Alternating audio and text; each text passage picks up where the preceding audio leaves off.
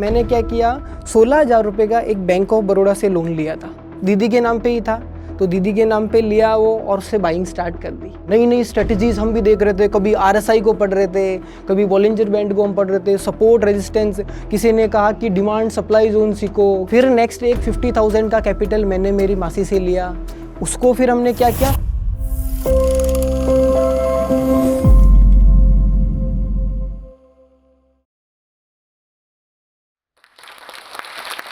राम राम सा। मैं नवीन मारवाड़ी ट्रेडर से, और मैं राजस्थान में नागौर नाम के एक ज़िले से हूँ, जहाँ पे डीडवाना अब तो ज़िला बन गया है।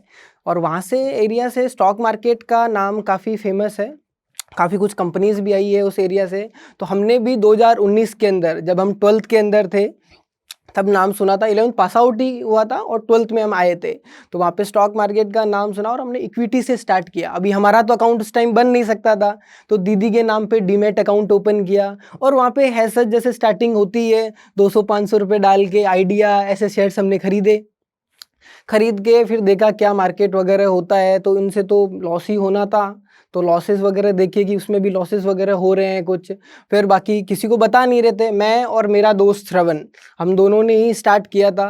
तो उसने अपने काका जी के नाम पे अकाउंट बनाया और मैंने मेरी दीदी के नाम पे अकाउंट बनाया।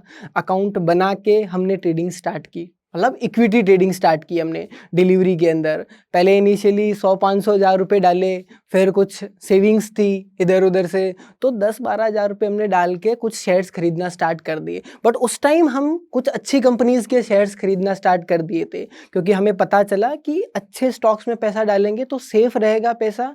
जैसा कि हमने पढ़ा था यूट्यूब वगैरह से, तो वहाँ पे पैसे डाले। जैसे टाटा मोटर्स के हमने शेयर्स खरीदे उस टाइम, और भी अच्छी अच्छी कंपनीज थी जिन धंधों को हम समझते थे, जो हमारे जैसे एस्ट्रल है, ऐसे जो जो हार्ड कोर धंधे हैं उनमें हमने इन्वेस्ट किया। और फिर एक चीज़ ऑब्जर्व की कि मार्केट नीचे टूट रहा था, कोरोना आया तब, तो हमें डर भी लगने लगा।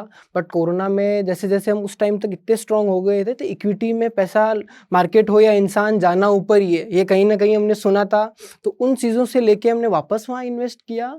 और कोरोना खत्म होने के बाद मिड ऑफ कोरोना में देखते हैं कि हमारी इक्विटी ग्रो कर गई। तो पढ़ने लिखने में हम बढ़िया थे, तो मार्केट की रिसर्च भी करने लगे कि प्रॉफिट रेशियोज क्या होते हैं, कंपनी की वैल्यूएशन क्या होती है, मार्केट क्या क्या होती है, देश के लीडर्स में पैसा डालना है, ये सारी चीज़ें हमें पता चली। और हमें इक्विटी में हम अच्छा करने लग गए थे। फिर पता चला मार्केट में अपॉर्चुनिटीज़ तो है। तो उसी टाइम आप देखोगे कि सोशल मीडिया पे ऑप्शन बाइंग वगैरह का काफ़ी क्रेज़ था, तो हमने भी देखा कि ये एस्पेक्ट क्या है। तो वहाँ पे ऑप्शंस बाइंग के बारे में हमने पढ़ना स्टार्ट किया कि यहाँ पे तो 10% ऐसे रिटर्न्स बढ़ रहे हैं। तो मैंने क्या किया, 16,000 रुपये का एक बैंक ऑफ बड़ौदा से लोन लिया था। दीदी के नाम पे ही था, तो दीदी के नाम पे लिया वो और उससे बाइंग स्टार्ट कर दी। थोड़े रुपए मैंने श्रवण को दिए और उसने अपने अकाउंट में चालू की, और मैंने मेरे अकाउंट में चालू की। चालू करते ही थोड़ा थोड़ा प्रॉफिट होने लगा। और बाद में हमने ऑप्शन बाइंग में देखा कि उसका जो स्टार्टिंग का प्रॉफिट वाला फेज के बाद में उसमें लॉसेस भी देखने को मिले हमें। तो लॉसेस, पहला प्रॉफिट हमें हुआ था आई थिंक 500-700 रुपये का, ठीक है। तो वो 500-700 रुपये के बाद में हमें वाह 10,000 रुपये से 500-700 बन रहे हैं, तब तो मतलब महीने के 15,000 रुपये होने लग गए। सेम वही आपकी तरह हमें भी ऐसा लगा कि हाँ ऐसा प्रॉफिट बनेगा यहाँ पे।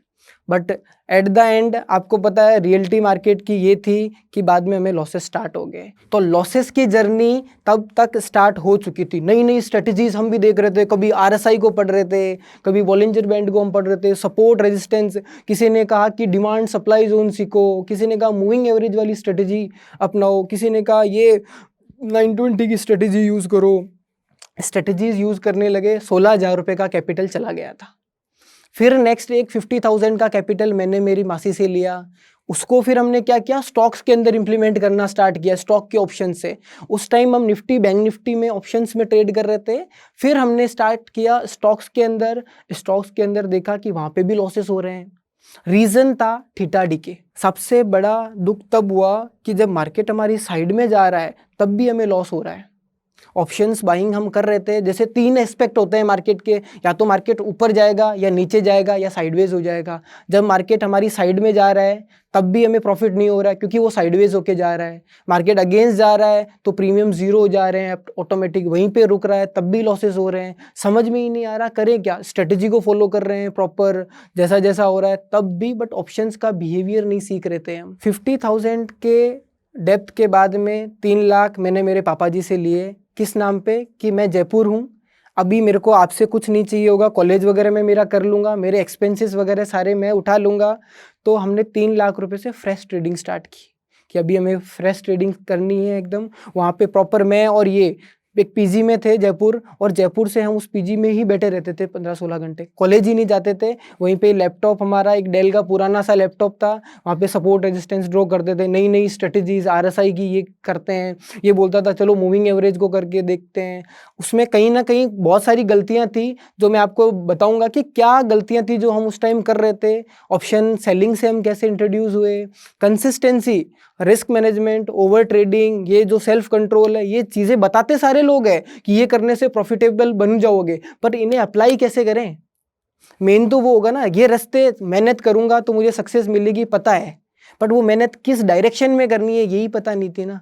हम मेहनत पूरी कर रहे हैं, ऑप्शन बाइंग कर रहे हैं, स्ट्रेटेजीज अपना रहे हैं, सारे मेथड्स कर रहे हैं, बट फिर भी सक्सेस नहीं मिल रही थी। क्यों? क्योंकि हम गलत डायरेक्शन पे थे। हमारी मार्केट से उम्मीदें बहुत ज़्यादा थी, और मार्केट में जो जितनी ज़्यादा गलत उम्मीदें करेगा वो बैकएंड का उतना ही आ जाएगा। तो वो 3 लाख सुआ हो गए थे। तो आप भी सोचो, जयपुर गांव से 2 लड़के आए थे, मैं और मेरा दोस्त श्रवण, ठीक है। तो हम आते हैं और मैंने मेरे घर वालों से पैसे ले रखे हैं, तो अभी मैं उनसे मांग नहीं सकता, ना उन्हें बता सकता हूँ कि मुझे ऑप्शन बाइंग में लॉस हो चुका है।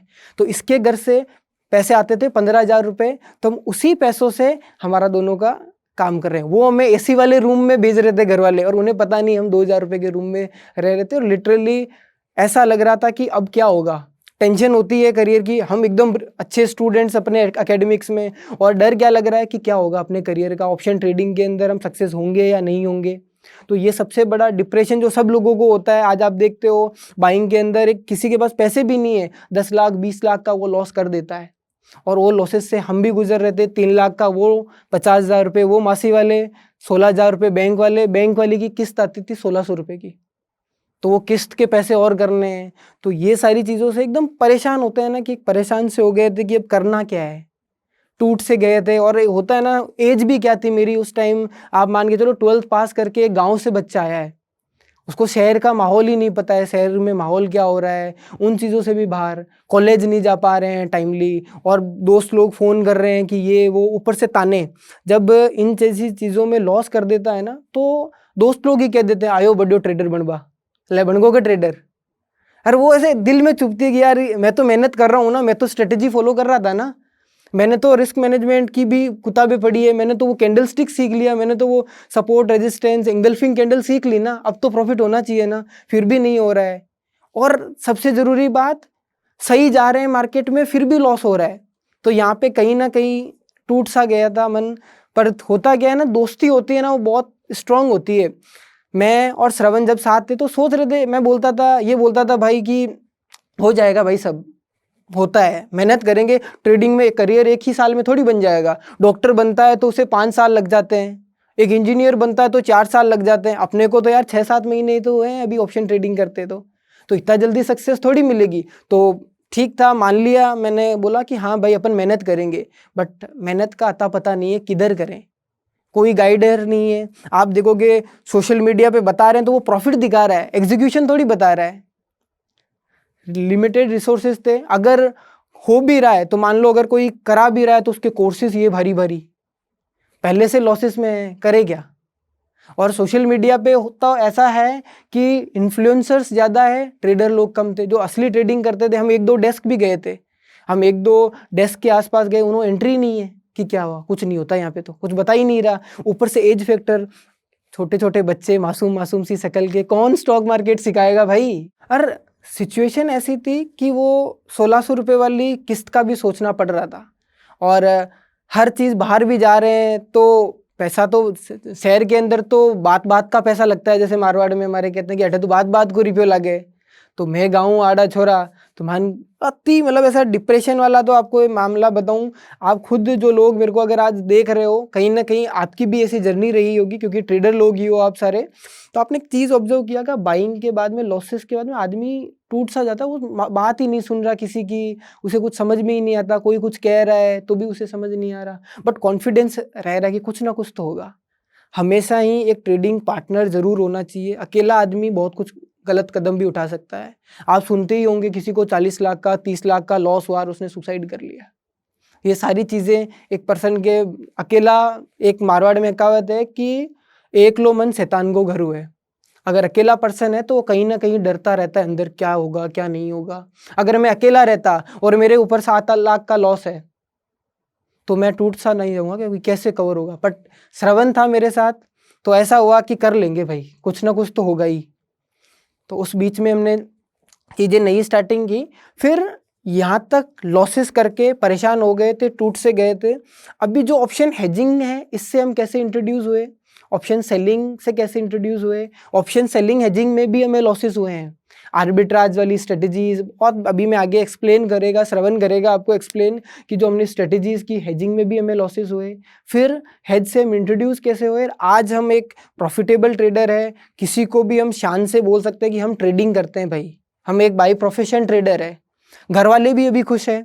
घर वालों को उस टाइम तक जब हल्का हल्का तो पता चलता ही है, तो पापा जी को मेरे लिटरली, मैं पूजा इंटरनेशनल एकेडमी में पढ़ता था तो मेरे टॉपर रहा हूँ मैं 10th-12th का। जब उन्हें पता चला कि नवीन तो था को शेयर मार्केटर करवा लाग गए, बिन तो ISRS बनना है, तो लिटरली ऐसा हुआ। उन्होंने मेरे को कॉल किया कि क्या कर रहा है तू। मम्मी बोलती है कि बेटा कहीं वो नौकरी की तैयारी करेगे। मैं तो कर रहा हूँ कि हाँ मम्मी अभी कर रहा हूँ, अभी ग्रेजुएशन नहीं हुई है मेरी। सबको ऐसे नानी अलग से बोल रहे हैं घर वाले। मारवाड़ में होता है ऐसा कि थोड़ा सा सरकारी नौकरी के लिए भी कहीं ना कहीं हर जगह ही होता है ऐसा कि बोलते हैं। तो हमने भी ऐसे ही बोला जा रहा था, प्रेशर आ रहा था पीछे से। तो अभी हम एकदम कॉन्फिडेंट होके कह सकते हैं। अभी लोग बाग जब फैमिली फंक्शंस होते हैं तो वहाँ पे पूछते हैं कि बता ये जो हेजिंग वगैरह करता है ये कैसे करता है, क्योंकि आज की टाइम में आप देखोगे हर तीसरा आदमी लॉस से कर बैठा है। आप देखोगे अपनी फैमिली में भी सारे लोग अभी ट्रेडिंग को जानते हैं। उन्होंने कहीं ना कहीं निफ्टी, बैंक निफ्टी में उन्हें पता नहीं है ट्रेडिंग क्या होती है, कॉल क्या होता है, पुट क्या होता है। बस मार्केट ऊपर जाएगा तो बाई करना, कॉल बाई करना है, मार्केट नीचे जाएगा तो पुट बाई करना है। ये अभी तक का जो पार्ट था ये एक टूटे हुए दो लड़कों की कहानी थी। अभी कैसे हमें एक नया रास्ता मिला, कैसे आप भी उस रास्ते को फॉलो करके अपने पैशन को, ट्रेडर बनने का पैशन है, उसको कैसे ट्रू कर सकते हो। मैं श्रवण बताएगा आपको कि कैसे हमने हेजिंग स्टार्ट की और आगे की हमारी जर्नी क्या रही। तो ये श्रवण है, मेरा ट्रेडिंग पार्टनर, मेरा बेस्ट फ्रेंड। 4th क्लास से हम दोनों साथ हैं। और कोई कहता है कि 10 साल से ज़्यादा किसी दोस्ती को हो जाते हैं तो उसके बाद में वो दोस्ती जन्म जन्मांत तक रहती है।